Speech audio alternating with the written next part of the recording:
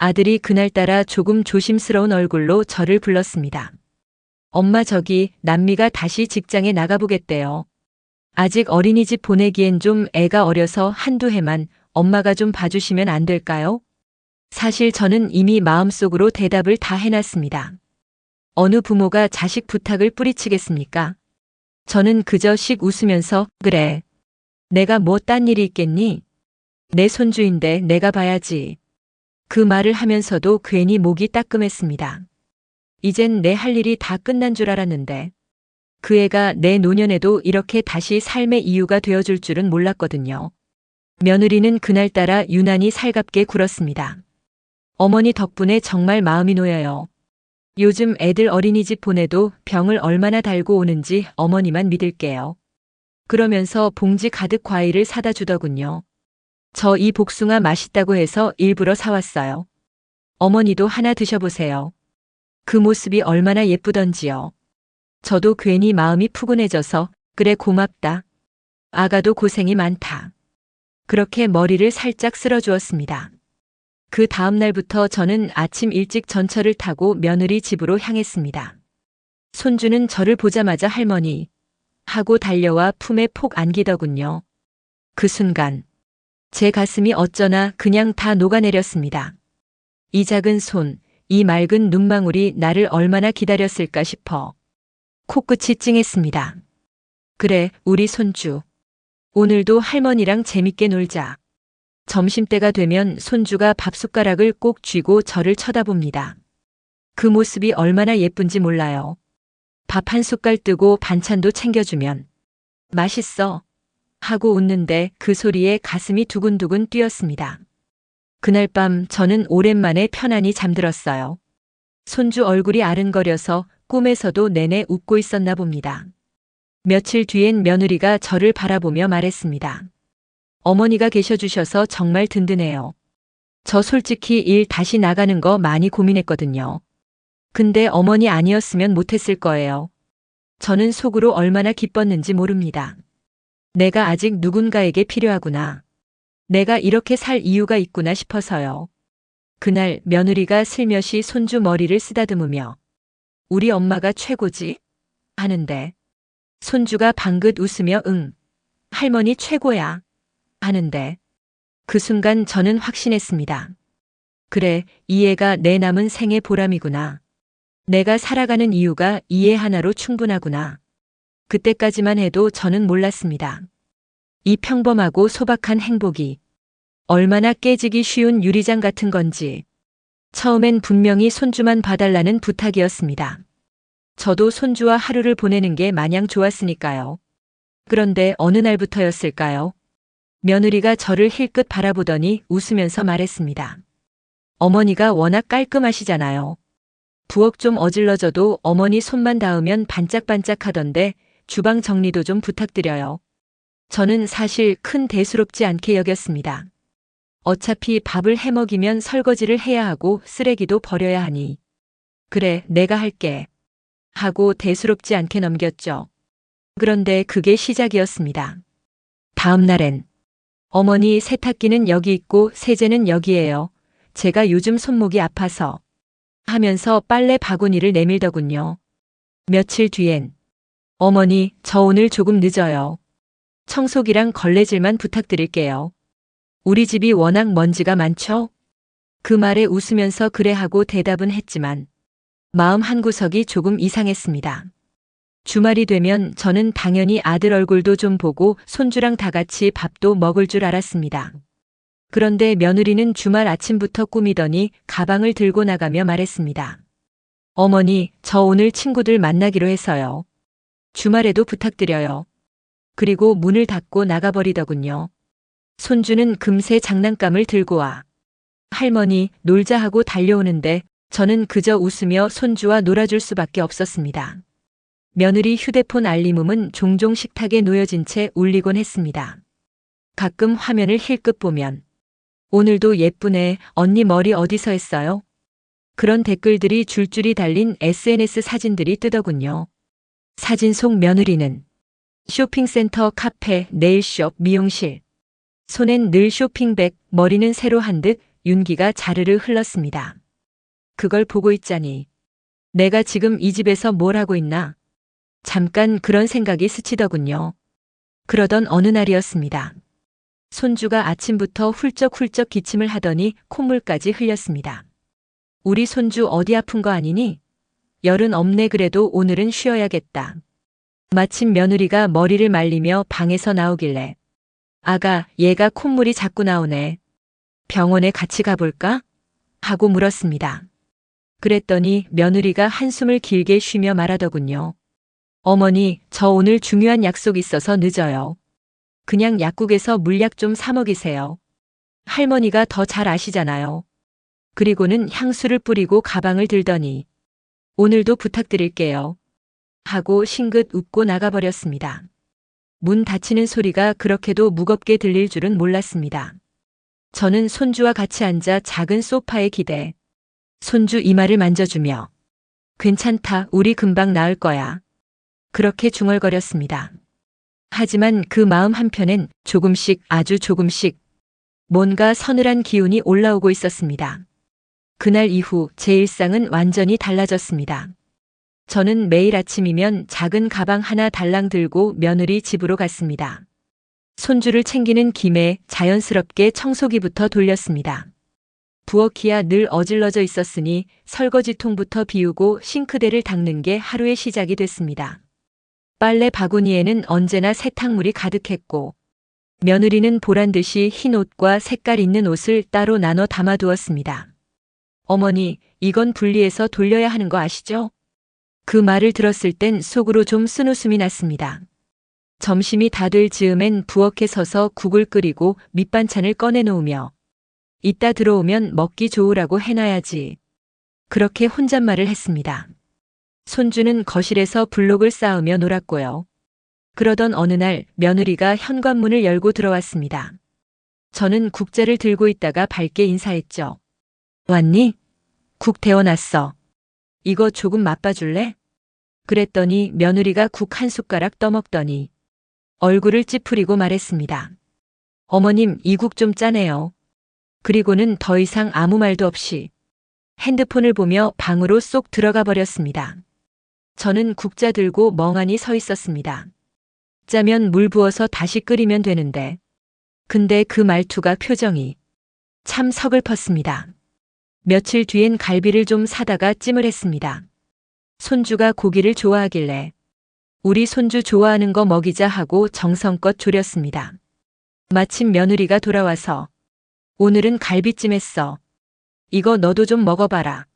하고 내밀었더니 며느리가 한 점 집어먹더니 턱을 치켜들며 툭 던지듯 말했습니다. 다음엔 고기 좀 질 좋은 걸로 사세요. 이거 질기네요. 그 말을 듣는데 가슴 안쪽이 확 하고 식었습니다. 내가 이 나이에 남의 집에서 가정부 노릇이나 하고 있구나. 손주를 보고 싶다는 마음 하나로 여기까지 왔는데 이제는 손주 웃음소리마저도 왠지 모르게 슬프게만 들렸습니다.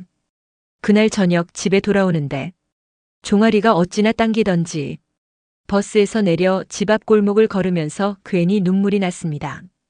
그래도 내가 해줄 수 있을 때까지는 해주자.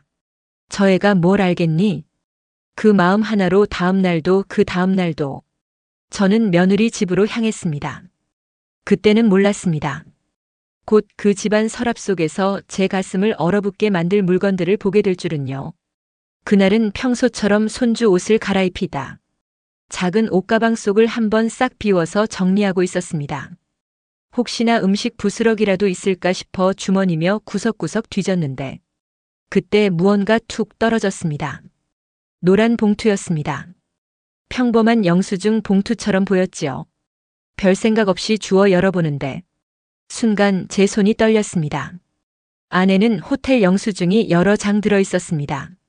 룸서비스, 와인 주문 내역까지 또박또박 찍혀 있었고 심지어 이름 있는 모텔 영수증도 섞여 있었습니다. 이게 대체 뭐야? 제 눈앞이 아찔해졌습니다. 그 안에는 같은 호텔의 영수증이 날짜를 달리해 몇 장이나 더 있었습니다.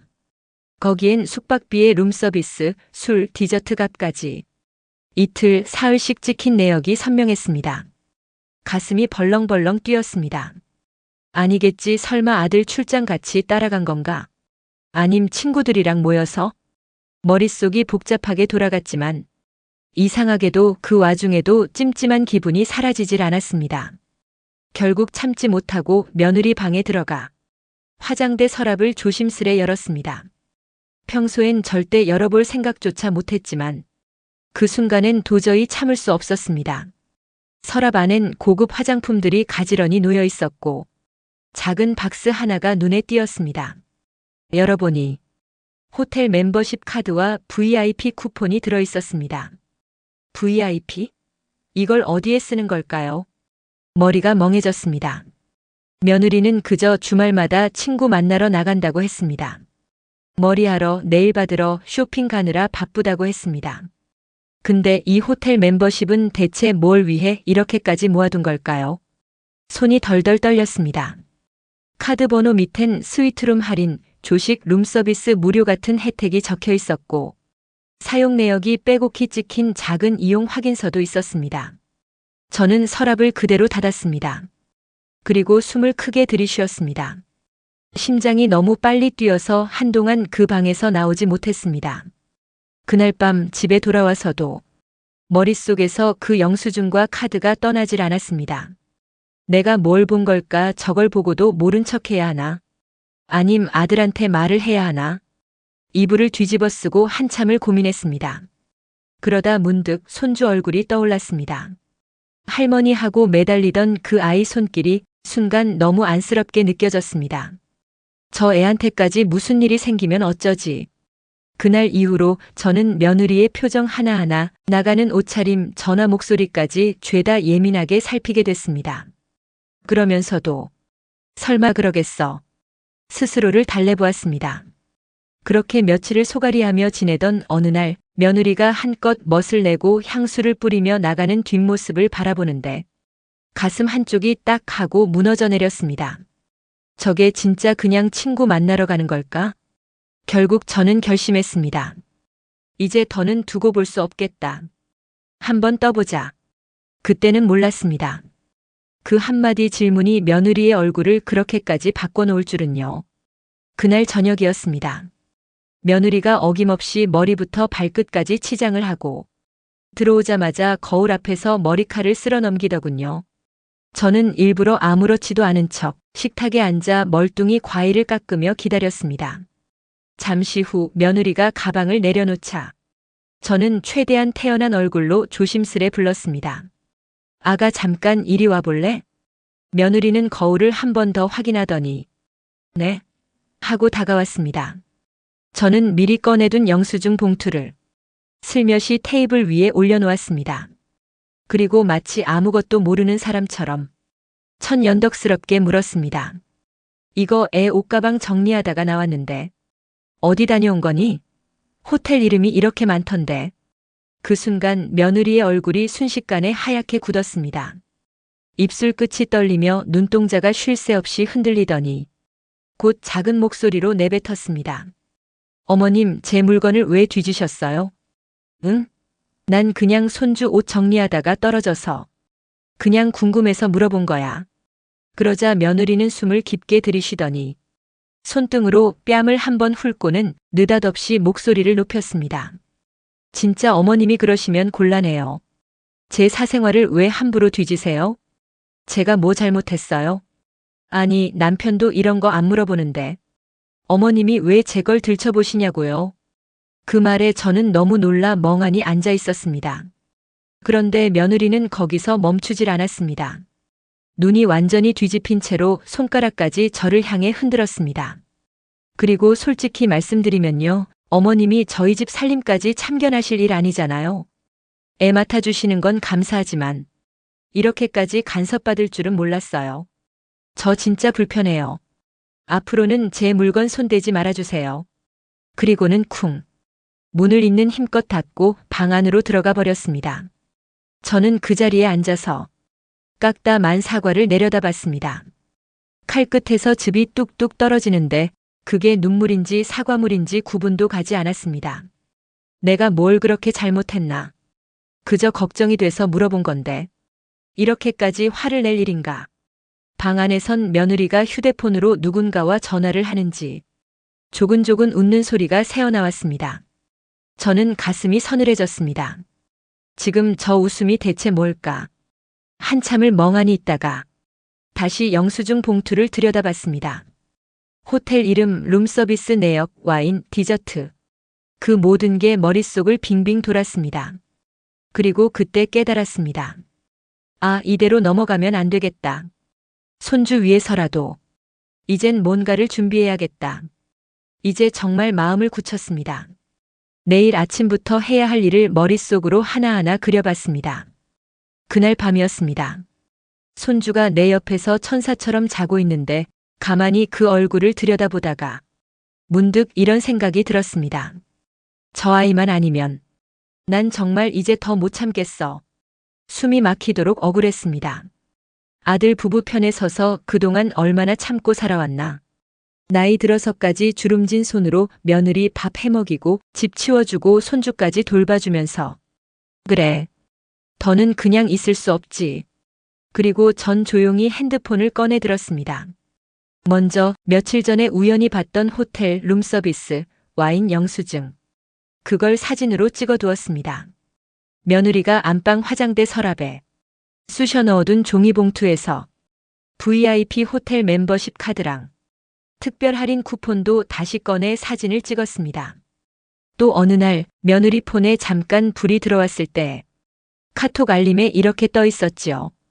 고객님, 마흔호텔 객실 결제 승인되었습니다. 며느리는 허겁지겁 폰 화면을 꺼버렸지만 그 장면을 저는 똑똑히 봤습니다. 그날 밤도 잠이 안 와. 조용히 스마트폰 녹음 앱을 설치했습니다. 이제부터라도 하나도 빠짐없이 다 남겨놔야 해. 며칠 뒤 며느리가 머리를 예쁘게 말고 나왔습니다. 어머니, 저 오늘 친구들 만나러 가요. 요즘 애들이랑 미용실 갔다가 맛집도 좀 가려고요. 활짝 웃는 그 얼굴이 이상하게 더 소름이 돋았습니다. 그래, 아가. 잘 다녀와. 저는 일부러 더 부드럽게 웃었습니다. 그리고 며느리가 현관문을 닫고 나가는 순간 곧장 전화를 걸었습니다.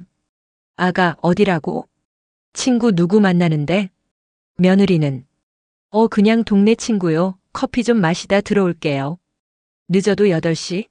9시 전에 들어올 거예요. 녹음 버튼은 이미 빨갛게 빛나고 있었습니다. 그렇게 하루, 이틀, 사흘이 지났습니다. 며느리는 친구 만나고 올 테니 애를 봐달라고 하고 저는 그때마다 일부러 전화를 걸어 아가, 어디라고? 누구 만나러 간다고? 되묻고 며느리는 아무렇지도 않게 매번 다른 장소와 사람 이름을 댔습니다. 그것들을 죄다 날짜별로 녹음 파일로 남겼습니다. 며느리가 화장실에 두고 간 폰을 손주가 갖고 놀다가 열어버린 적도 있었습니다. 그때 잠깐 보인 메시지 목록엔 호텔 예약 확정, 룸서비스 후기 감사. 이런 문자가 줄줄이 와 있었습니다. 저는 손주가 화면을 만지작거리는 틈에 얼른 사진을 찍어 두었습니다. 그리고 일부러 며느리가 집에 돌아왔을 땐 아가, 손주 오늘 이유식도 잘 먹고 낮잠도 잘 잤어.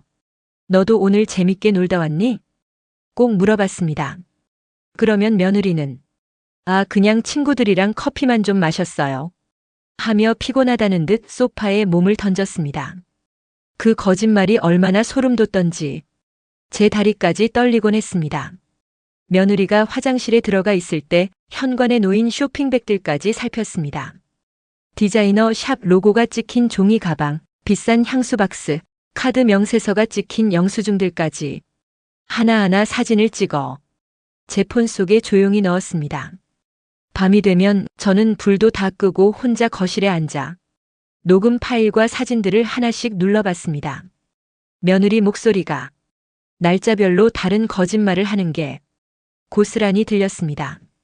그때마다 제 심장은 쾅쾅쾅 요동쳤습니다. 그래, 이제 얼마 안 남았어. 저 아이만큼은 절대 며느리 손에 더 두지 않을 거야.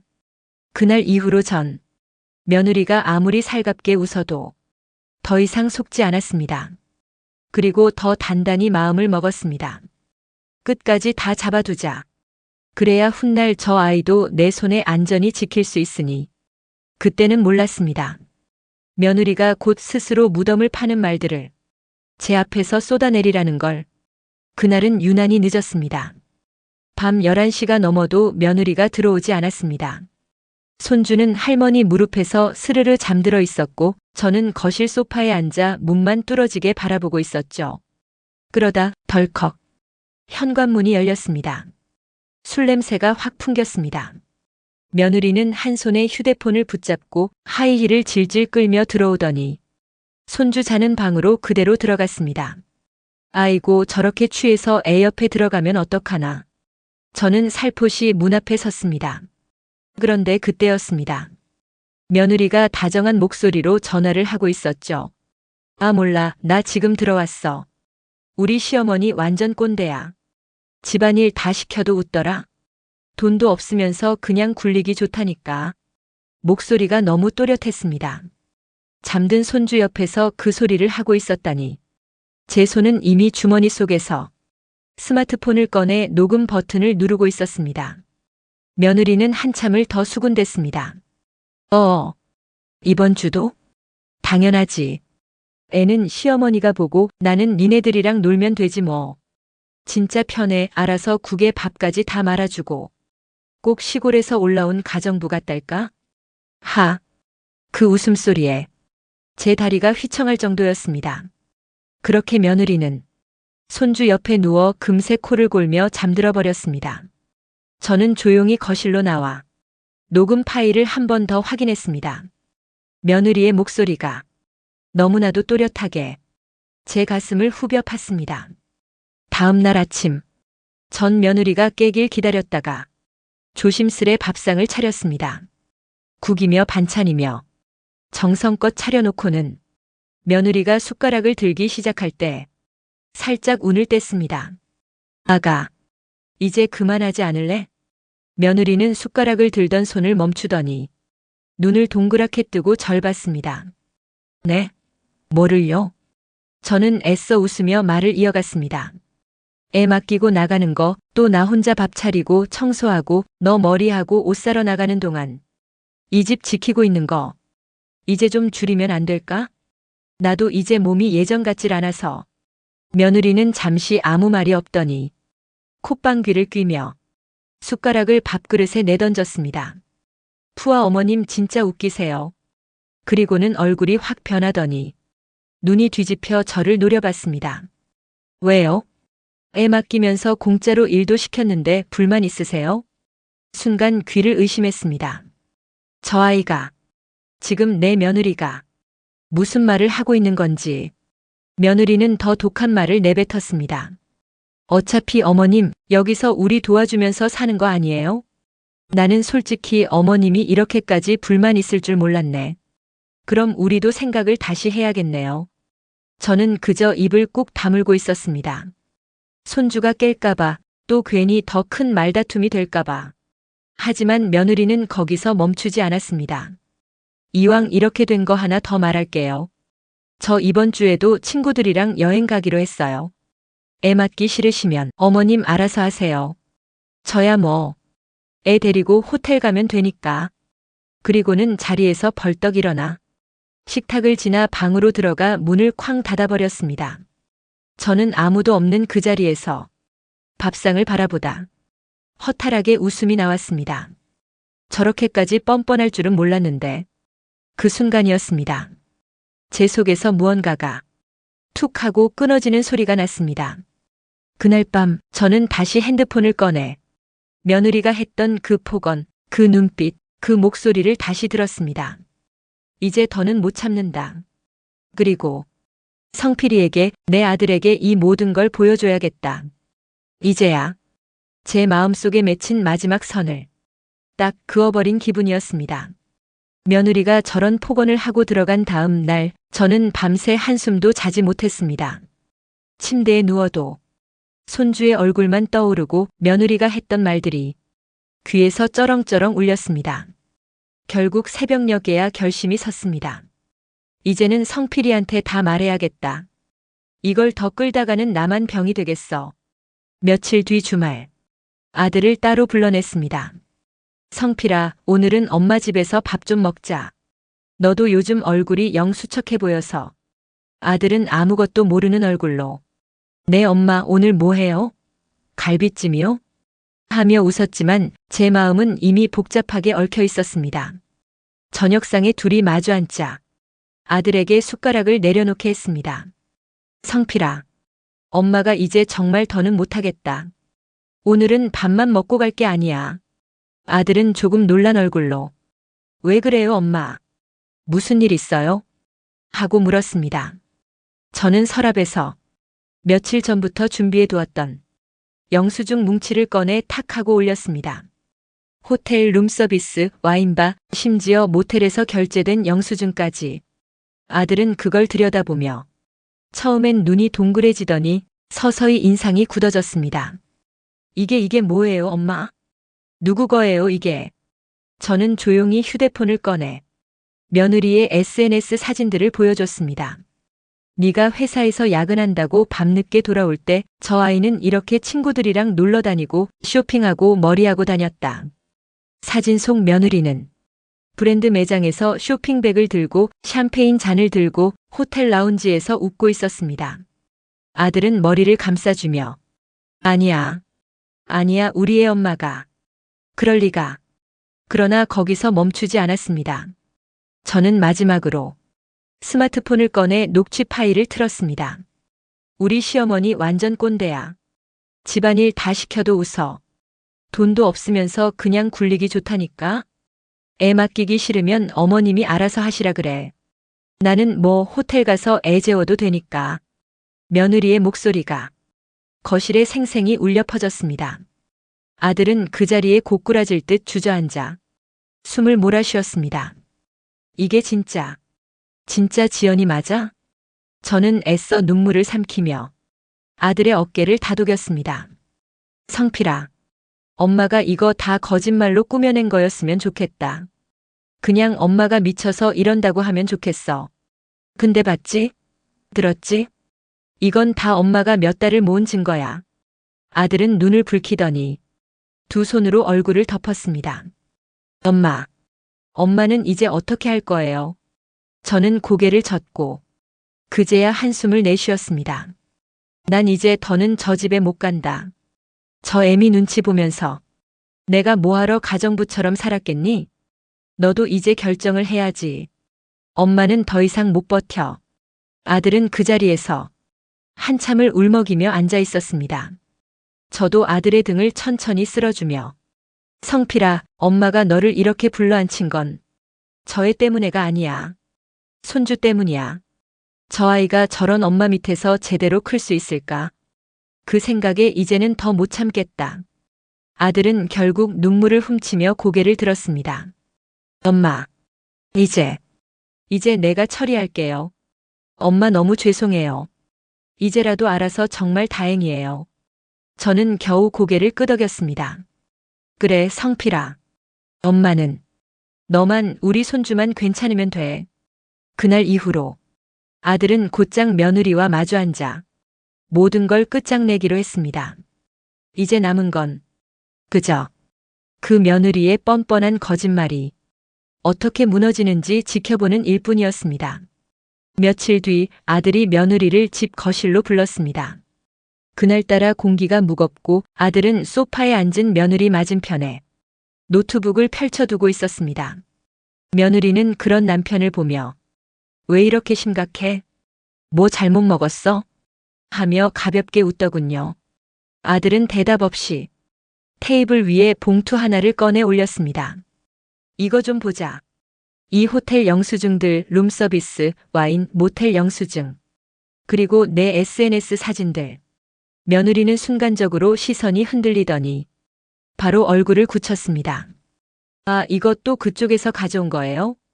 어머님이 요즘 좀 이상해지신 거 알아요? 맨날 이상한 소리 하시더니 이제 별것까지 다 뒤지고 다니시네. 아들은 흔들리지 않았습니다. 그래.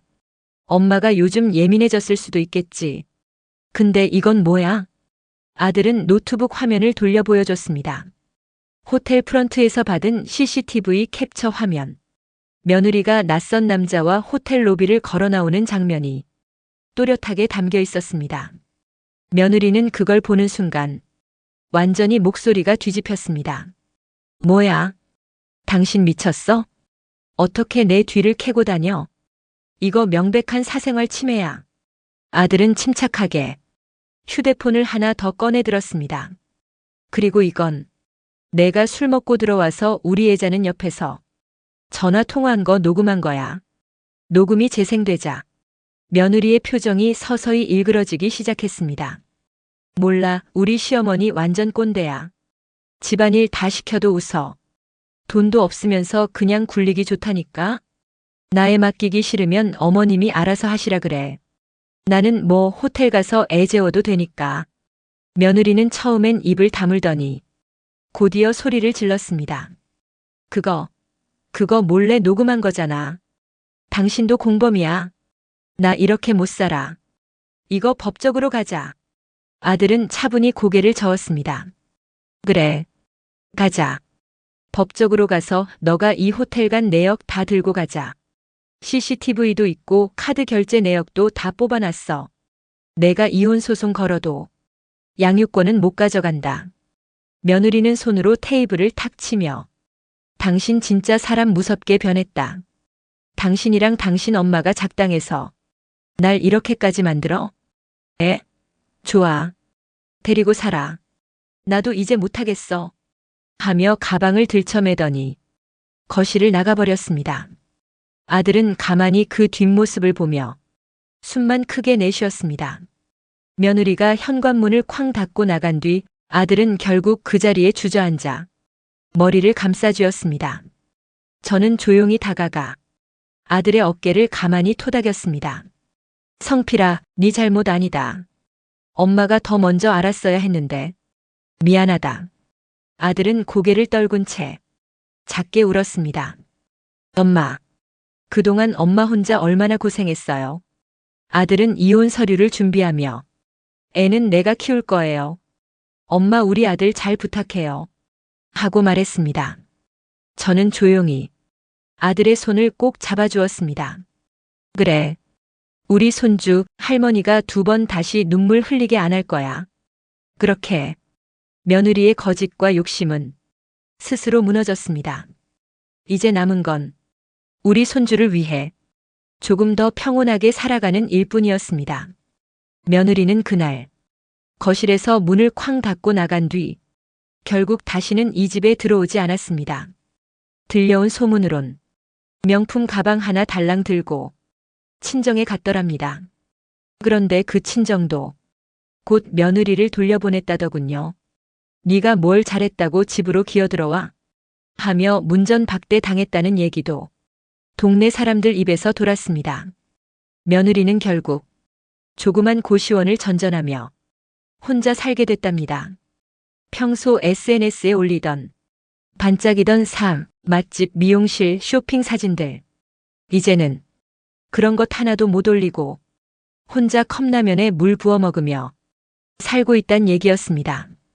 사람 일이 참 어떻게 이리도 바뀔 수 있을까요? 그 사이 우리 손주는 저와 함께 지내게 됐습니다.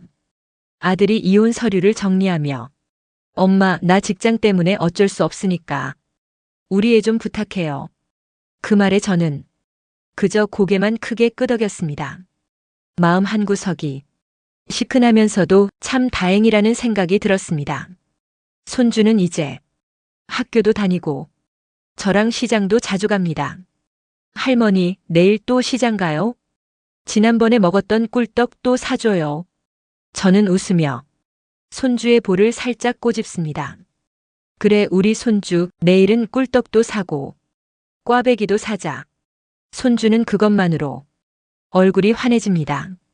가끔 장을 보고 돌아오다 동네 아주머니들이 수군수군 대며 묻기도 합니다. 어휴, 그 며느리라던 여자는 지금 어디서 뭘 하고 산대요? 저는 그럴 때마다 애써 웃으며 말합니다. 글쎄요, 그냥 잘 살겠죠 뭐. 마음속에선 이렇게 될 줄 뻔히 알았지 싶으면서도 이제는 굳이 입에 올리고 싶지 않았습니다. 밤에 손주 재워두고 혼자 방에 앉아 있으면 문득 이런 생각이 듭니다. 그래도 저 아이 때문에 나는 아직도 웃을 수 있구나. 손주가 없었다면 나는 그 집에서 숨막히게 살다 어느 날 조용히 쓰러졌을지도 모릅니다. 이젠 손주와 동네 작은 놀이터에 나가 그네도 태우고 마트 푸드코트에 가서 둘이 떡볶이도 나눠 먹습니다. 손주가 해맑게 할머니, 우리 내일은 호떡도 먹어요. 하면 저는 마치 몇십 년은 젊어진 사람처럼 기운이 납니다. 그래, 우리 손주, 우리 내일은 호떡도 먹고 시장 가서 장도 보고 할머니가 맛난 저녁도 해줄게. 손주는 그게 그렇게도 좋은지 팔짝팔짝 뛰며 방으로 들어갑니다. 그 뒷모습을 보며 저는 또 혼자 작게 웃습니다. 저 아이 때문에라도 난 아직도 행복합니다. 비록 며느리에게 그렇게까지 당하고 내 몸과 마음 다 달았지만 그래도 손주가 내 곁에 있고 그 아이가 웃어주니 그걸로 충분합니다. 이제 저는 그것 하나만으로 내 남은 생을 버틸 힘을 얻습니다. 오늘도 마흔 이후 사람 공부와 함께 해주셔서 감사합니다. 이 사연이 여러분 마음에 작은 울림이 되었다면 좋아요와 구독 그리고 알림 설정 부탁드립니다. 다음 시간에는 또 다른 인생의 이야기로 당신의 하루에 따뜻한 동행이 되어 드릴게요. 감사합니다.